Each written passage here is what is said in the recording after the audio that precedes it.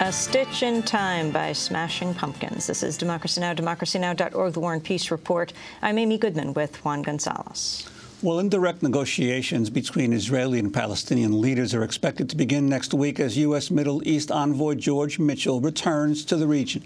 The Arab League has agreed to back the U.S. proposal for 4 months of indirect talks.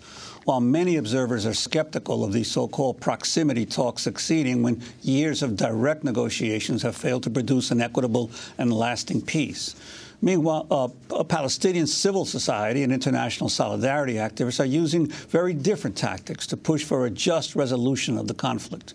In 2005, a coalition of Palestinian civil society groups called for people all over the world to engage in a nonviolent campaign to boycott, divest from, and sanction Israel until it complies with international law. Inspired by the international boycott and divestment initiatives applied to South Africa in the struggle to abolish apartheid, the new movement for boycott, divestment, and sanctions, or BDS for short, was born. This week marks what many BDS campaigners call Israeli Apartheid Week. First launched at the University of Toronto in 2005, it now includes events at university campuses in more than 40 cities around the world. Several Israeli officials and diasporic Jewish organizations have criticized the events, and a recent report by an Israeli think tank highlights the BDS movement as part of a delegitimization network that Israel should treat as a potentially existential threat. Well, today we're going to host a debate on the BDS movement, the call to boycott, divest from, and sanction Israel. Omar Barghouti is a founding member of the BDS campaign. He's a Palestinian human rights activist and commentator. He's joining us from Berkeley, California. And for an anti-BDS position, we're joined from Philadelphia by Rabbi Arthur Waskow, longtime anti-war and civil rights activist, founder and director of the Shalom Center, the shalomcenter.org. We welcome you both to Democracy Now! Omar Barghouti, why don't you lay out why you established the BDS campaign, why you want people to boycott, divest from, and sanction Israel. The Boycott, Divestment, and Sanctions, or BDS campaign, is a call by Palestinian civil society. It's supported by almost the entire Palestinian civil society, political forces, NGOs, women's organizations, unions, and so on. It's calling upon people of conscience around the world to boycott Israel and institutions that are complicit with Israel, including companies and so on, because of its three-tiered system of oppression against the Palestinian people. Its occupation, 1967 occupation of the West Bank, Gaza, and that includes East Jerusalem, as well as its system of racial discrimination against its non-Jewish citizens, the Palestinians, citizens of Israel.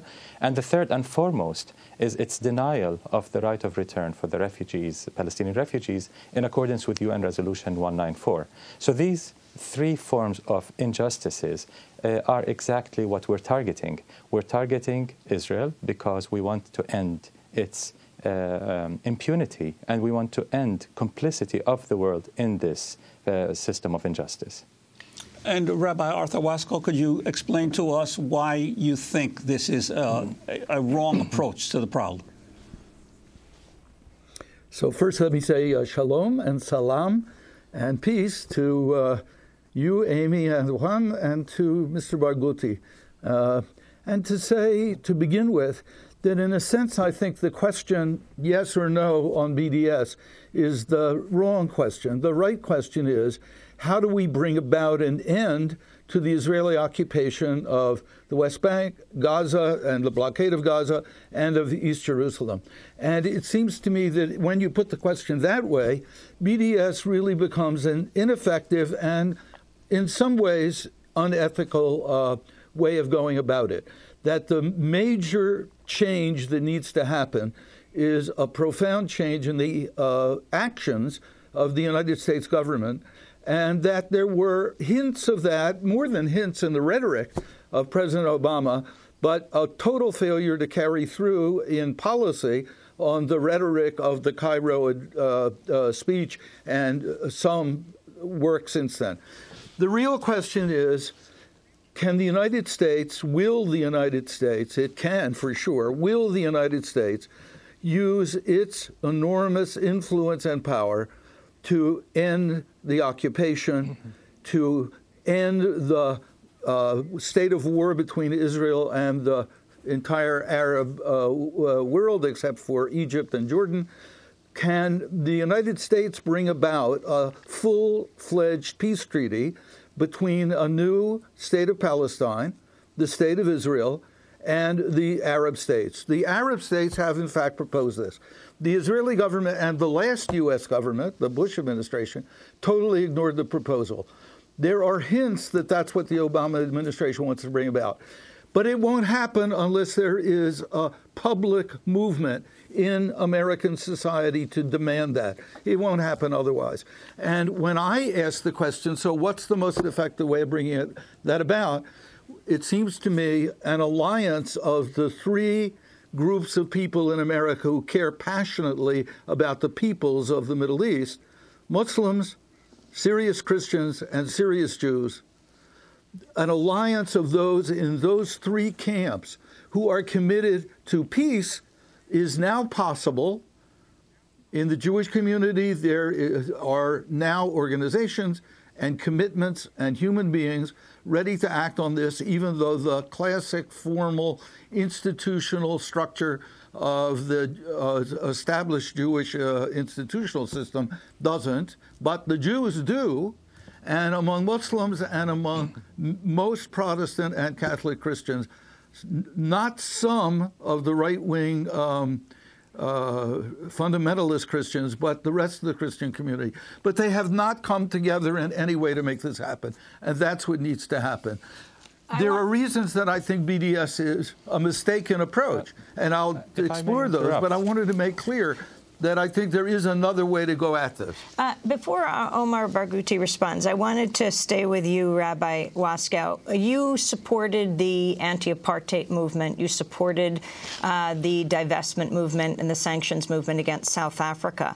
But you call the BDS movement against Israel, as you were just saying, perhaps unethical. What do you see as the difference? Well, one major difference is a strategic difference. The enormous support for the South African apartheid regime did not come from governmental sources. It came from private banks. I did a sit-in at the Chase Manhattan Bank in 1965 to demand an end to its loans to the apartheid government. In this situation, the enormous economic support is not coming from private banks and industry. There's some, but that's not the big support. The big support is from the United States government. That's totally different from the South African situation. If you applied the kind of basic issue in South Africa, how do you change the economic relations with the unjust behavior of the Israeli government now and the unjust and violent and occasionally vile behavior of some Palestinian leaders? How do you change that? It's the United States government you got to look to, not private industry or private commerce. So that's one really big difference simply at strategic and tactical levels. Ethically, the problem is that there is a real Israeli society with a decent substructure, culture, economics, life process, the revival of Hebrew, the creation of novels, et cetera, et cetera. The trouble with the BDS across the board, sanctions and boycotts and so on vis-a-vis Israel, is that it demonizes Israeli society. It does not say there is an Israeli government which is behaving badly, and therefore we need to bring pressure to bear on the Israeli government. As, by the way, and not so by the way, the folks who actually did the Gaza freedom voyage found that when they got into Gaza, Hamas acted unjustly and repressively toward them. It didn't want them to make contact with the Palestinians of Gaza, the real folks in the streets. So there is not just a demonization of a whole people and the sanctification of another people. The Israeli government, overwhelmingly, some Palestinian leaders, less powerfully because they have less power, are acting unjustly and oppressively, and that's where the focus needs to be. BDS demonizes a whole society. Omar Barghouti, what about the issue, one, of whether the campaign demonizes an entire society? And also, if you can speak about the similarities that you see between the anti-apartheid campaign, boycott campaign, and this one, especially in the situation where states, the existing states,